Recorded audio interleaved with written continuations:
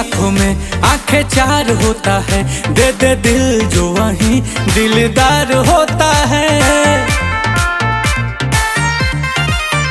आंखों ही आंखों में आंखें चार होता है, दे दे दिल जो वहीं दिलदार होता है। अपने सनम को प्यार से हमको थोड़ा देखा कीजिए मेरे हम सफर।